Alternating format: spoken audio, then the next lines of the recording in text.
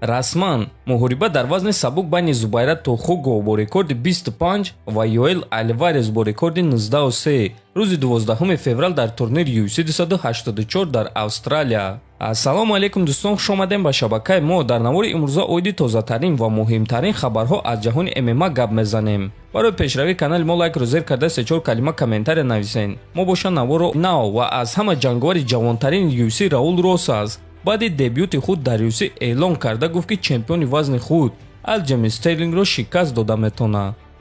агар ки худи ҳозир ба ман муҳориба барои камарбанд пешниҳод кунанд, ман на танҳо баромада ва ғолиб шуда метавонам, балки ман баромада соҳиби ин камарбандро мекушум ва айни замон соҳиби ин камарбанд Алҷеймин Стерлинг аст. албатта ки муҳорибаи навбатӣ ман барои камарбанд намешавад, аммо ман тайёрам ки зидди любой ҷангвари топ 15 баромада ӯро фавран шикаст диҳам ва ҳамин гуна бо баромади худ эълони калон мекунам, гуфтааст Росас. Раул Росас айни замон аз ҳама ҷангвари ҷавони UFC буда рекорди 7-0 дорад. санаи таваллуди ӯ 8 октябри соли 2004 аст, яъне дӯстон ӯ моҳи октябр 18 сола шуда буд ва аз рӯи қонун аз 18 сола поён дар UFC баромад карда наметавонанд. аз ҳамин сабаб ҳамин ки ӯ 18 сола шуд, UFC ба ӯ муҳориба доданд ва ӯ ғалабаи фавран ба даст овард. ҳамчунин бояд гуфт ки Раул дар турнири Dana White Contender Series ҳамроҳи Нурулло Алиев баромад карда буд ва ҳар дуяшон ғолиб шуда соҳиби шартнома бо UFC шуда буданд.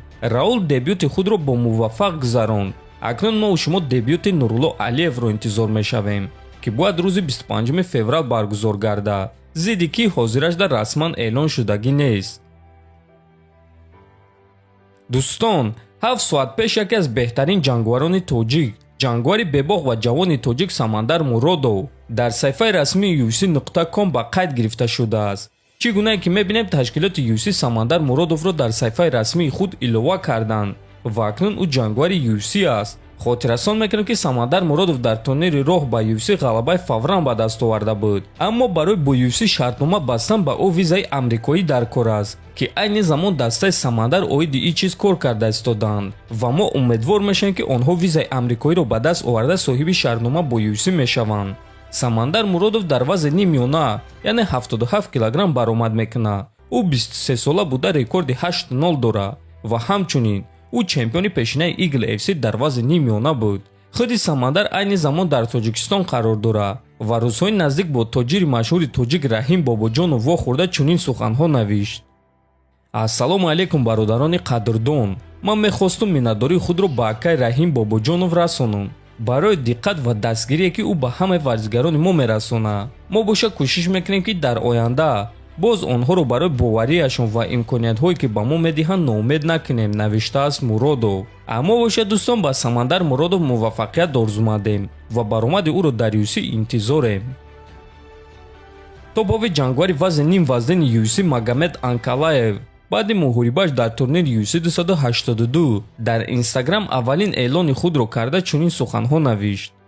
салом ба ҳама чизҳое ки ман ин рӯзҳо ҳис мекунам, бо сухан гуфтан душвор аст. мо бо дастам солҳои дароз барои ин ҳадаф мерафтем. шояд роҳи зиндагии ман ҳамин гуна будааст ки ягон чизро ман ба осонӣ ба даст оварда наметавонам, аммо ман ҳамавақт медонам ки куҷо ва барои чӣ мерам. медонам ва боварӣ дорам ки дар ҳамаи кор хубӣ ҳаст ва дар ин кори рухдода ҳам гунаҳгоронро кофта намехоҳам, бо кор исбот мекунам ва ҳамаи корро мекунам то ин ки соҳиби ин камарбанд шавам ва ба доварон имконияти қарор бароварданро намедиҳам.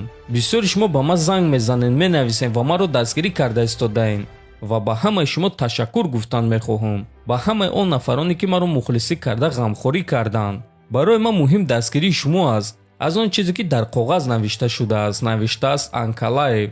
дӯстон, дар ҳамин ҷо навори мо ба анҷом мерасад. фикр ақидоатонро нависен, ҳатман дар канали мо обуна шавен то боздид хонободу сарбаланд бошен.